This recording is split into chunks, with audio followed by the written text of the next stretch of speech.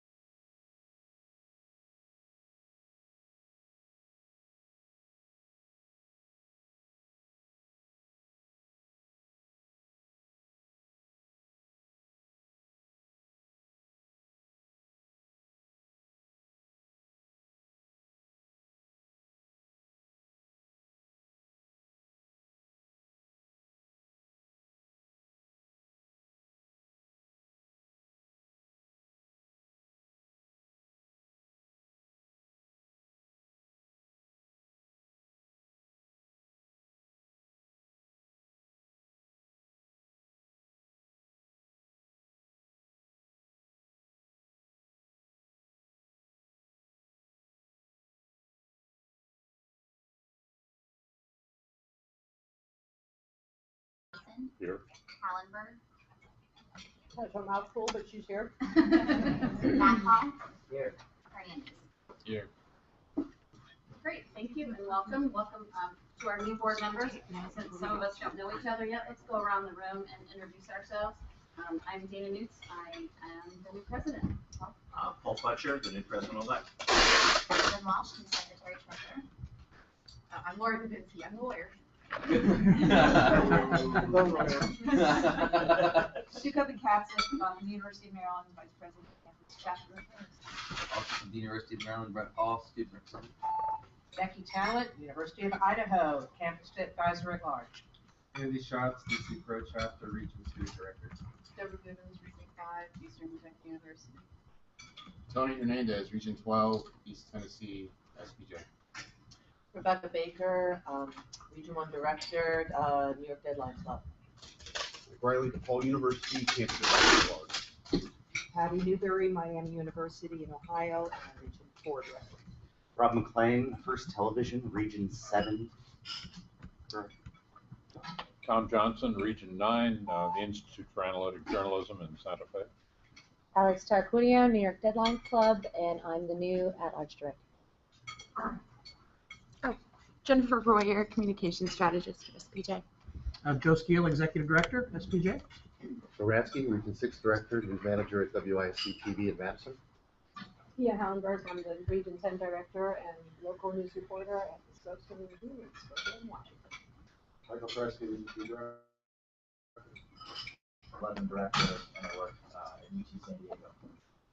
Katie Gallagher, Regional Director, Grant County College for Work. Bill McCluskey, member Washington DC Pro Chapter, and Director at Law. Coolier, University of Arizona. Thank you, everybody, and welcome to the board meeting. I want a couple of quick personal notes. Pia Hallenberg was recently passed her U.S. citizenship test, so welcome to.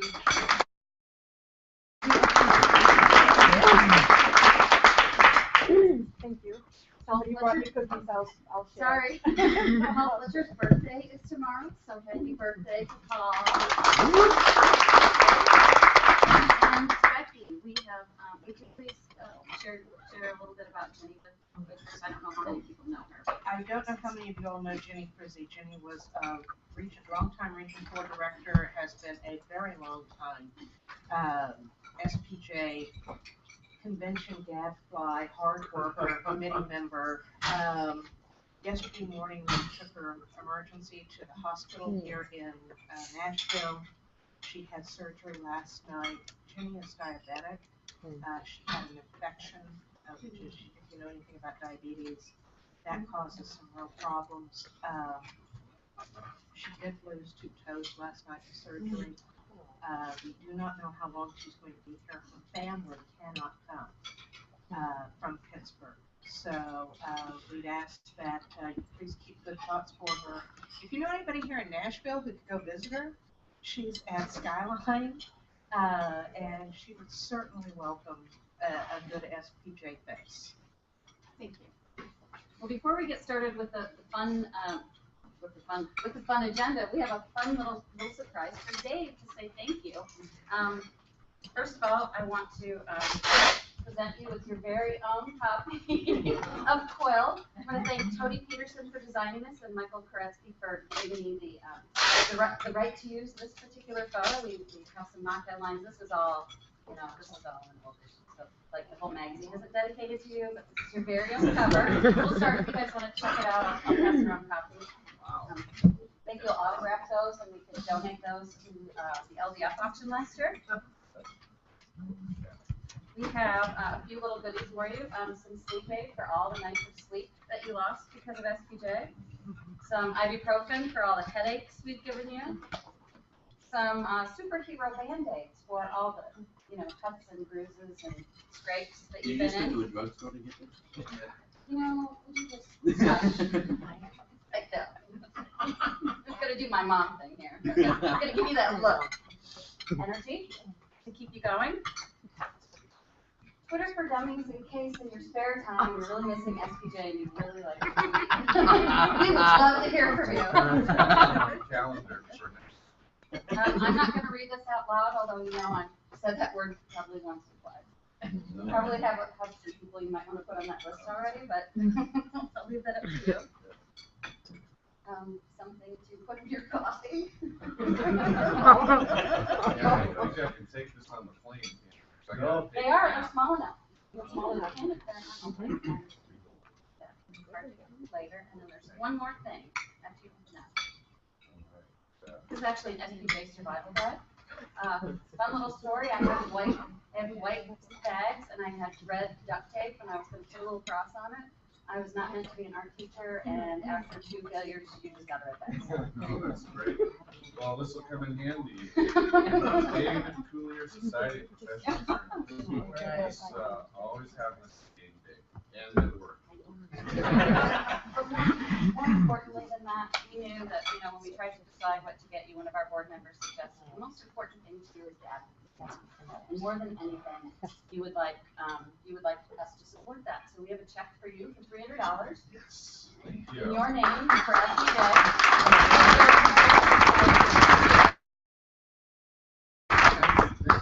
All of you have been great. I stuff we're doing, we're gonna keep doing it. And, as far as that dance solo last night, AC/DC's Thunderstruck, I missed that. I apologize yet again. I like. Everyone knows the software that can remove videos from the internet. We've seen it. Thank you all. Thank you. When you want to make your mark, right?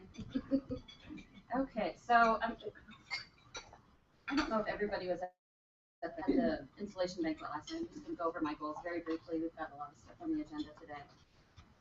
With the code of ethics, with that passing yesterday, one of the big goals this year will be to implement that. Andrew Seaman, the chairman of the ethics committee, will be working with Jennifer Royer, our communication strategist, to come up with a marketing plan, figure out how to best disseminate that information, how to help educate people that that's changed. If you have suggestions or whatever, I would encourage you to send them to Andrew Seaman, and he and Jennifer will work out their plan. But we're open to everybody else's ideas and suggestions for how we can share that message. Advocacy, of course, is going to be a big issue this year, and that's something that Dave will continue the charge as FOIA chair. Communities will be a big focus of mine. For now, because we're just getting started and this is something I'm passionate about, I'll be directly overseeing them. And governing with just them kind of touching base, giving us reports. And really, we're kind of making it up as we go along. We're not sure exactly what's going to work or how we need to do things procedurally. So if you see something that seems to be missing or a step that we've missed, please let me know. We want to fine tune. We will have learned from our mistakes and eventually sort of have a program in a box or community in a box kind of structure. Diversity is going to be a big focus as well. Joe's got some ideas for the diversity committee. I understand they had an excellent meeting the other day. I wasn't able to attend. I had something else going on. There's a lot of energy in that group, so I expect some recommendations to come from them. I think it's incumbent upon all of us to consider bringing new volunteers in to increase our diversity in terms of age, race, culture, background, media, in any way that we can expand so that we can not only shift our own culture, but get away from this persona of being, older. There's no nice way for me to say it. I'm sorry. Don't take it personally. An old print white guy organization. And the Futures Task Force, this board looked at some of the recommendations that the Futures Task Force proposed. I've talked with past President John Enslin regarding that. I've also talked a little bit with Claudia, the Gen J chair, who wasn't familiar with some of the recommendations. So we're gonna jump right in. Some of those things are easy to implement immediately. But the goal is to help us remain relevant and to find ways to better engage our members and to better serve our members. Any questions about that? I do. I'm sorry. Has there actually been a committee set up to oversee the futures plan that Joe has drafted? This is actually the Futures Task Force recommendations that came from John Enslin's subcommittee that came from the name change. The next thing I want to talk about is board expectations to kind of set the tone for the year and also to help some of the new people kind of understand how things work and what our timeline is and what our schedule is and kind of what we expect from you. The first thing is attendance at board meetings is really important. You've made a commitment to serve the board and we value your expertise and we need you to help represent your area of expertise as well as your geographic area. So it's important that you attend all meetings, if at all possible, unless, of course, there's a family emergency or some unavoidable conflict. To give you a heads up, I'm going to give you the dates of the meetings next year, so you can put those on your calendars now. The spring meeting will be April 18th. It will be in Indianapolis, and it will be a full-day meeting. Most people plan to come in on Friday. Those who are appointed to the Finance Committee need to be there by Friday morning. But everybody else can come in Friday evening. Friday evening activities are optional, but you need to be at the board meeting on Saturday. The fall meeting, so the convention meeting for people whose terms are expiring, everyone will be required to be at the first meeting, which will be September 18th. It will be in Orlando at the World Center Marriott. That will be a half-day meeting. And then for those, for incoming board members and those who are in the middle of their term, be expected to attend the second meeting, which will be 3 days later, so is that the 21st? I think that's the 21st. What date in September was it? 18th is the first one. September 18th is the first one. I believe the 21st is the second one. I'm not sure. The dates of the conference are the 8th. I think our second board meeting is after that. Thursday morning and Sunday morning. It's Thursday Friday. the 7th, so it's Friday. It's Friday and It'll be Friday and Monday. for those, Just as a quick question, last year there was a conflict with a regional conference. Rebecca, do we have all the dates that we know of already? has already been planned, was planned before. Yeah, That's conflicts with the spring board meeting. because, by luck, I had missed the, national meeting, in Indianapolis because I was chair of the, regional conference, which was the same weekend. We, picked it first, and then same thing happened this year. Long Island is set for the 17th and 18th, but I will be skipping that. And for that. Just for future reference, as you plan those conferences, we usually plan our meetings at least a year out. So as you're planning your regional conferences, you might check with headquarters to see if they have a date already. I realize it's not always going to be possible to avoid that, but when you can, if that would be my preference. Could we, as soon as we know when the board meeting is, if it's a year out, even just. We do pass that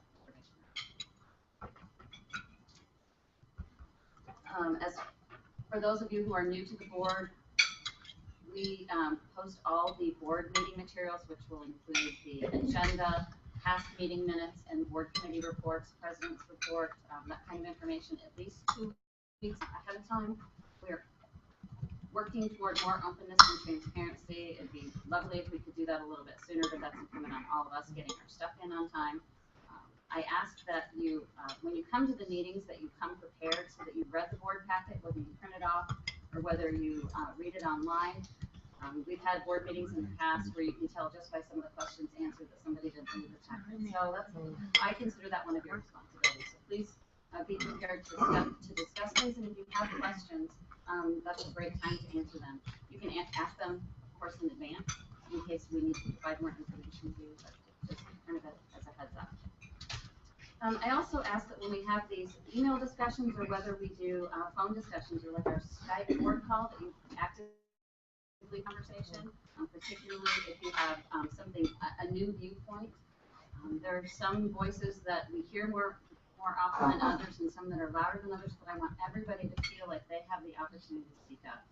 There isn't a single wallflower in this room. We're all here because we are leaders, and we like to talk and we like to share our opinions, but I want to make sure that everybody has the chance to be heard. So please feel comfortable that that we care about what you think. I have a question on that. Okay. So one of those email threads was about the ethics code, and EIJ News popped in the last couple days and asked people permission if they could use that in a news story. I should make the expectation that those are public. Keep that in mind if you know. The way I operate these days, particularly with social media, is I assume unless I'm having a one-on-one exchange with a board member and I say this is off the record, I presume anything and everything will be posted somewhere by someone. So yeah, I think so. I mean, it was nice of her to ask permission, but you know, she could have posted it anyway. Also, I want to ask you, when we have very lengthy and sometimes intense email discussions, and I want people to participate, but I ask you to think carefully before you hit reply all. If you're just saying ditto or I agree with what she said and you're the fourth or fifth or sixth person, you know, just think about whether or not you really need to say that. If you have something new to say, absolutely contribute. But you know, we've got to manage our inboxes. And with that said, I'll just give you a little bit of idea of the timeline of when times are more intense. Right now, after EIJ, over the next couple of weeks, staff's going to be wrapping up a lot of things. We're going to be following up on things that are brought up in this meeting, the meeting the other day, committee meetings. So I'd say for the next 2 weeks, you'll probably see a lot in your inbox. Might be asked, you know, some questions. Most of it will be informal. Many of it will be, or most of it will just be, you know, points of information. Then it'll slow down a little bit. The holidays are a little bit slow as we get closer to executive committee. We'll probably ask for input, maybe agenda items. At least probably about a month before the board meeting in the spring, things get busy, as well as regional things going on. slows down a little bit after, well, right after the board meeting, again, we have another busy week or two, slows down for a while before exec committee at the end of June. It gets a little busy again. Then summer is really kind of busy because we're all getting ready for EIJ. There are lots of things to bring up, and we're trying to iron some things out to prepare our agendas for the meeting. Board meeting agendas are prepared about 2 months in advance. But for example, when we were in the board meeting the other day, I've already started a list for April. So if there's a topic that you think needs to be discussed, let us know as soon as possible. I would say come to me or go to Joe. Or if I've fallen off the face of the earth or refused to open my inbox, Paul's my man. So just let us know if you've got something you want to discuss and you think you've got an issue. Obviously, not everything can wait, but those that can, we'll get that on the agenda early. Yeah. I just want to bring up one thing that came up in the regional directors caucus this morning. There was a desire on behalf of the regional directors to see the evaluation of Joe before the actual board meeting.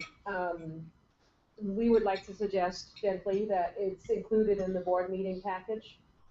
There are some confidentiality issues, I understand that. I think we all understand that. I also believe that we're all grown-ups and we know how to keep this up to ourselves. It was. Yes, can I stop you for just a second? Yeah. Michael's already asked me to put that on the agenda. Well, So we discussed this at the regional caucus, so she's. Okay. I just promised to bring it to the board. Yeah, so yeah, it's that's on, it. you haven't seen it on the agenda, but, he brought 3 things that he wanted to discuss on the Okay. agenda, so we will be Okay. talking about that. Okay, all right, I didn't know that. Okay, what else do I want to say? I have seen over the last couple of years that there's a tendency to shoot first and ask questions later, and I'd like to remind you that we're all adults and we're all professional, and sometimes we just forget to do things. Sometimes we just don't think about it, so if you could say, hey, did you think about this, or did you ask somebody this, or consider this? I really prefer that we ask first instead of assuming that something wasn't done correctly. Does anybody have any questions, comments, things to add to board expectations? And Lori Babinski, our legal counsel, will be touching on some of these areas as well as our fiduciary responsibilities later. So there will be more on this. The next item on the agenda is the executive committee election. So I'm going to entertain nominations for 2 at-large members to be on the executive committee. I'd like to nominate Joe Radke, please. Do we have a second? Oh, okay, wait. Becca, are you here? For nominations for the executive committee, do we take all the names first? Do we do one motion at a time?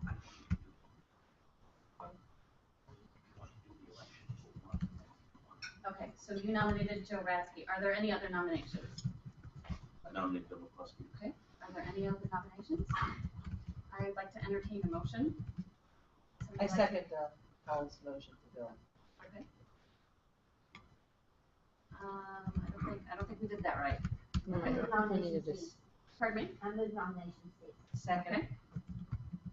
Can I have a motion to approve the No, nominations? you have to vote on that. You have to vote on that. The nomination statement. Okay. Do I have a second? I second. She seconded. Okay. All in favor? of Aye. ceasing nominations? Aye. All opposed? Okay. Do we need a motion to approve the nominations? Somebody make a motion? I'll move. Do I have a second? We'll check it. Okay. All in favor of Joe Radke and Bill McCluskey being named to the executive committee? Aye. All opposed? Excellent. Welcome to the executive committee. Appointments to the Sigma Delta Chi board. Those are my appointments, and I will name Dave Collier, myself, Paul Fletcher, Lynn Walsh, Sue Kogan-Katzev, Tony Hernandez, Bill McCluskey, and Rebecca Baker. We don't need a motion for that, Joe? Okay. Next item of business is to ratify the Sigma Delta Chi Foundation board elections. SDX President Robert Ledger is here. Would you like to share those nominations, or would you like me to do that? I've got the slate here. I would be happy to do that if you Sure. I have a Or hard you can copy. send me the paper, that would be finding another. Compliments of Chris Vashon. Okay, the members renominated for a new 3-year term are Fred Brown, Jay Evenson, Jane Kirtley, Dory Maynard, Becky Carroll, Sally Lehrman, and Kevin Smith. In addition, nominated for initial 3-year terms are Kelly Haas and Sunny Alvarado. I believe you only do that, I don't think you have to worry about the officers, but just to get him is interested, I'll be serving another 2 years as president.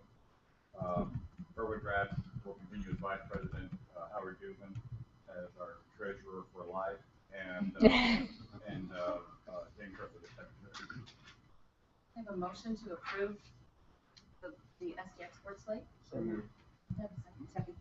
All in favor? Aye. All opposed? Thank you. Next are the finance committee appointments, and I'm, in addition to the executive committee, will be, no, it's not the executive committee, is it? Help me out.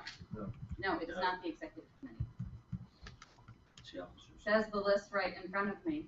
Once again, I go off script. Okay, so it will be the president, it will be Paul Fletcher, Lynn Walsh, Sue Copeland-Catsiff, Dave Collier, and 2 at-large members, and the 2 at-large members I have chosen are Bill McCloskey and Eddie Gallagher.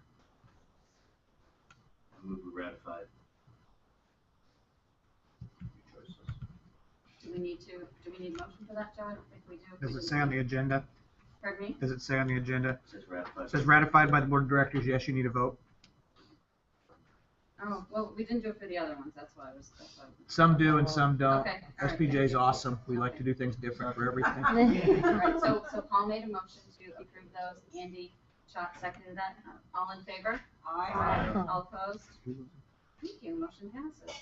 Okay, now we are on to old new business. Moving right along. This is going very well. Joe, would you like to address the EIJ 17 location, please? Yes, so we have a memo. Hopefully you've all seen it. I have one copy if someone needs it. But as we started looking at convention sites when we began partnering with RTD&A several years ago, and then NAHJ, of course, last year, what we've learned is our goal is always to stay within a hotel. We don't really like convention centers. They're cold, they're informal, although this is somewhat like a convention center here. But more importantly, they're incredibly expensive because you pay for every single room that you use. So the goal is to find hotels where we can kind of go in that can hold our group, meet our needs for all of the bullet points that you've seen in this memo. All of these are things we take into consideration. Bottom line is there are not very many hotels in the United States that can do it within their property and within their walls, and that's the goal. So we are going to, staff recommends that we actually return to the Anaheim Marriott, where it seems weird because we were just there last year. So please keep in mind that what we're recommending is for 2017. So it will have been 5 years by the time we actually get there. And the idea being that Anaheim would become perhaps one of the hotels that we identified that's part of a rotation. We're thinking we can hopefully nail down 4, 5, 6 properties, ideally not 4, but 5 or 6 properties around the country where we can simply rotate and go. And the benefits of that, of course, are that it may help in negotiations if we know where we're going to go ahead of time. It certainly makes planning easier. I think we'll save money on any time required to go visit a space and plot out space. Once we've been there, we know it. We already have relationships with the hotels, so they know our group. I will say Anaheim we've identified as a winner because of it's the West Coast, which meets that criteria. The meeting space was really good in terms of being on one floor, everything really contained, and it was cost effective, and they gave us a good room rate, and I would expect that to continue. As far as the other locations, I think we probably can all agree that we think New Orleans should also be one of the 5 that's in that rotation. And I would say at this point, those are the only 2 that staff would feel comfortable saying we think we should go back. So this memo is merely a request from staff for the board to give us direction and support to move forward with the hotel contract for the Anaheim Marriott for 2017. Does that help? Question? We have a motion, and then we can just a motion in a second, and then we can discuss it. I'll move. One second, and you're going to move To that we accept the Anaheim EIJ. Okay, and Sue Copeland has seconded it. questions, comments? Joe, what about having Vegas in the mix? We haven't been in Vegas since 2010. Right. I personally would prefer Vegas 1,000 times over Anaheim. Right. Two things with Vegas. It's not easy to find a hotel that will give us a good rate. And the challenging part about Vegas is when you're negotiating contracts, there's a lot of criteria that goes into it. Food and beverage is one. And in order to get lower room rates for our attendees, we have to spend more on food and beverage. Vegas's food and beverage minimums are generally off the charts high. And the fact is they don't need groups like us, because when people go to Vegas for conventions, they take over Vegas, like NAB. So the challenge is finding a hotel or a property that's good, that can get there, and we have done it. And so I'm not saying we can't. The other piece of important information to remember is RTD&A was in Vegas for 15 straight years. One of the reasons they loved partnering with us is so that they didn't have to go to Vegas. So now I don't think they'd be opposed to going back every now and then and once in a while, and I could actually see where maybe Vegas is a destination in addition to Anaheim. I don't think it has to be an either or, personally. But Vegas sounds easy because there's a lot of conventions there. It's actually not. And what you end up with, because we can't meet the food and beverage minimum, is the room rates are higher, and people don't understand why they're being asked to pay $200 for a room in Vegas when they could go on Hotwire and get it for $99. Then if we don't meet our room block that we've contracted, we have to pay out of pocket. So it can be tricky, but I'm not saying we can't. I don't see it as an either-or proposition, I guess. Speaking of RTD&A, what input have they had in this decision, and are we liable to maybe lose them as a partner? They have voted their meeting, and they're meeting next door right now. They support going back to Anaheim. And really when they say they support going back to Anaheim, all we're talking about here is giving staff, and it's a combined effort. Like we negotiate the whole hotel contract with our TD&A, and like we all three work together at the same time. But all this says is feel free to try to negotiate a hotel contract. It's possible we can't get what we want, and we would walk away anyway. So they've already voted to go to support Anaheim for 2017. Okay, Becky? Joe, I know that we always dance around a lot of things when we're talking about this.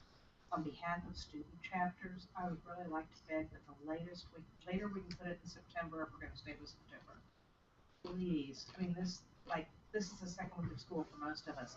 My chair was not amused when I said I'm leaving in the second week of school, and I know a lot of students have a lot of problems when it's this early in the school year. So the later we can push that, and I know we're dancing around Jewish holidays and a lot of other things. I'll never forget the year we did conference during Yom Kippur. There's a lot of different things, but if we can keep that in mind, I know the students would really appreciate it. And we do keep that in mind. Mike, next, there was somebody over on this side of the room that wanted to say something. I don't remember who it was. Was it you, Matt? Yeah, I had a question. This is going to sound parochial because I'm from San Diego, but I spent a lot of time in San Diego and a lot of time in Anaheim, and I can tell you San Diego is a lot better place with a nice convention center, et cetera, et cetera. How compare those two since we did the kind of drill for Vegas? San Diego, because we looked at West Coast when we went to Anaheim the first time. San Diego did not have properties that were interested in our business at the rates we wanted. I've been to San Diego. I went there last year for a Colts game. I totally agree. I'd much rather be in San Diego than Anaheim. Right. But when you put together all of the factors that we need, low room rates, which is the top priority for our group, for our attendees, meeting space that works, that's the way it shook out. Yeah. And we don't like convention centers because they charge. Patty? Members of my region asked me to ask whether any Midwest locations might be in the rotation. We would love Chicago. We tried Indianapolis in 2009. Yeah, not so much people want to go to Indianapolis. It's a great city. You'll get to see it. I'm going to brag about it a lot. We looked at Chicago, and we've been there before, and I think we're going to really try to get there again. We kind of viewed Nashville as a Midwestern destination this year to kind of get to the middle of the country. The challenge with Chicago is it's a union town, and so rates are higher, number one. But the thing that makes it really difficult is, and this is really insider baseball, if we need another table set up in a room for something, we have to wait till the union guys can come and move the table. So it makes actually putting on a conference challenging to work in that environment. But we've done it before, and I think we're going to look at it again for sure. Mike, did you have something? Yeah, we need to be mindful with the late September dates that we don't conflict with the Online News Association conference, because that killed us in Fort Lauderdale as far as getting speakers. Some of us were really torn. I mean, I bring my students here, so I always come here. But logistically, it was just a nightmare for some of the presenters, David Kiso from Boston Globe, others. So we need to be in touch with them, and I'm happy to be that liaison because I work with both groups. And also to speak to Chicago. That is a big problem, but the Sheraton Hotel in Chicago is hosting ONA, it's hosted ACP, CMA, great rooms, great connectivity. We never have the wireless go out there. Avoid the Anaheim Marriott, AJMC, fell flat on their face. Room rates there have been reasonable, 189, 179, and I'm done with my Chamber of Commerce speech. Joe, what groups are we partnering with in 2017, or do we have those? None yet. Locked in yet? None yet. Although, and some groups have already negotiated hotel contracts, and kind of speaking to what Mike said and answering this question at the same time, we are in regular communication with staffs of other journalism associations to try. And we have a really strong relationship with Irving Washington at ONA, who's their director or their meeting planner. So, so we don't have anything nailed down for 17 yet. As you all know, I'm talking to people all the time because we want them to come and join us because it makes sense. Anna Lopez, the executive director of NAHJ, did say that they have an interest in going to Anaheim if they partner with us.